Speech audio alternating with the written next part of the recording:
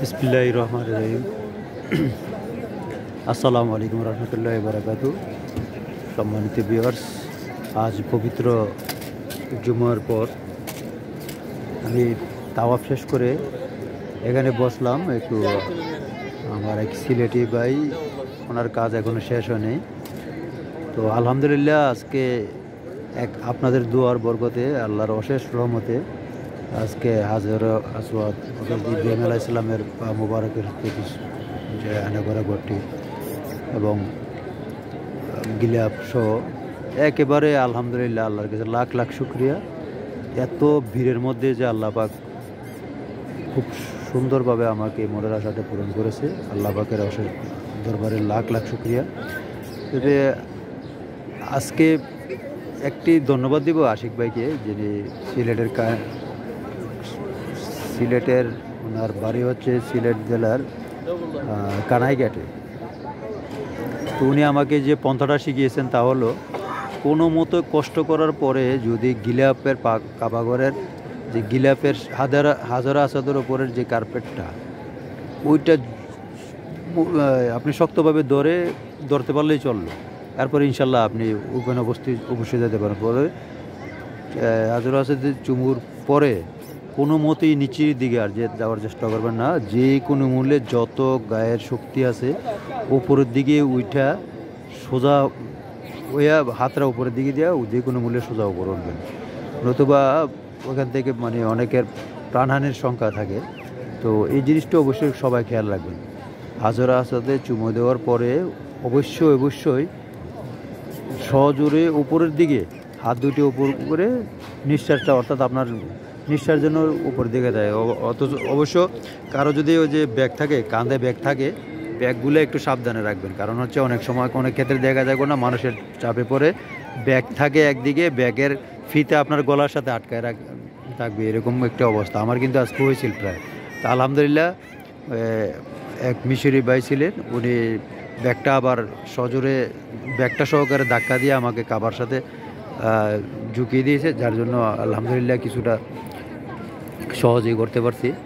আল্লাহ পাকের দরবারে লাখো লাখো শুকরিয়া আজকে পবিত্র দিনে, এবং আজকেই আমার শেষ উমরা এই বছরের জন্য। জানি না আল্লাহ পাক আগামীতে আমার ভাগ্যে হজ কিংবা উমরা রেখেছেন কিনা, এটা আল্লাহ পাক ভালো জানে। তবে আমার নিয়ত আছে, যেহেতু আল্লাহ পাক যতদিন হায়াতে রাখে, আমি এবং আমার পরিবার নিয়ে, আমার স্ত্রীকে নিয়ে আসার সংকল্প করেছি, ইচ্ছা করেছি। আল্লাহর কাছে যেন আল্লাহ পাক যেন কবুল করে, এবং দোয়া করবেন আম্মা যদি হায়াতে বেঁচে থাকে, আল্লাহ পাক যদি আমার আম্মাকে হায়াত দান করে, হায়াত দারাজ করে, তাহলে অবশ্যই ইনশাল্লাহ আগামী বছরও নিয়ে আসার চেষ্টা করব। একটা জিনিস সবচেয়ে না বললেই নয়, বাড়িতে থাকা অবস্থা আম্মা কিন্তু সকাল দুপুর বিকাল ওষুধ টাইমলি ওষুধ না দিলে কিন্তু অনেকটা সমস্যা হয়ে যেত। আল্লাহ পাকের অশেষ অলৌকিক শক্তি একটা কি, এখানে আসার পর আম্মা আজ পর্যন্ত একদিন মাত্র ইনসুলিন নিয়েছে এতদিনে। তাও যেদিন ইনসুলিন নিয়েছিল, ইনসুলিন নেওয়ার পরে আবার হালকা ওনার গায়ে জ্বর অনুভব ছিল। এছাড়া সাধারণ হালকা ঠান্ডা জ্বর ছিল। তাও ওই যে হুইল চেয়ারে উঠতে গিয়ে সামান্য হুইল চেয়ারটি পিছলে যাওয়ার পরে পড়ে গিয়েছিলেন, ওইখানে একটু ব্যথার পরে একটু জ্বর হয়েছিল। আলহামদুলিল্লাহ এখন সম্পূর্ণ সুস্থ, মনোবল আগের চেয়ে অনেক ভালো। সবাই দোয়া করবেন আম্মার জন্য, যেন আমার জন্য দোয়া করবেন, যেন আগামীতেও আম্মাকে আবার এই পবিত্র ঘরে নিয়ে এসে উপস্থিত হতে পারি।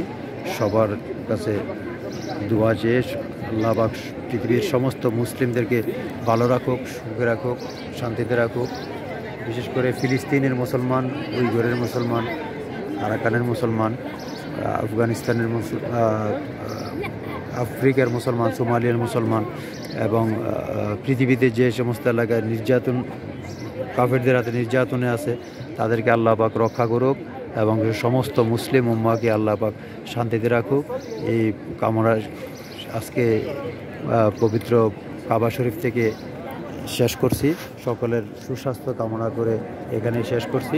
পরিশেষে একটি কথা বলবো, আমাদের স্বেচ্ছাসেবী ভাইদেরকে আল্লাহ পাক যেন কবুল করে। কারণ আমি জানি পৃথিবীতে একমাত্র স্বেচ্ছাসেবীরা নিঃস্বার্থভাবে মানুষের কল্যাণে কাজ করে থাকেন। বিশেষ করে আমার যে রক্তযোদ্ধা ভাইয়েরা, আল্লাহ পাক যেন তাদেরকে সকলকে কবুল করে হজ্জে বাইতুল্লাহ জিয়ারত করার তৌফিক দেয়। এই বলে আমার শেষ করছি। খুদা হাফেজ। আলাইনা ইল্লাল বালাদ। আসসালামু আলাইকুম রহমতুল্লাহি ওয়া বারাকাতুহু।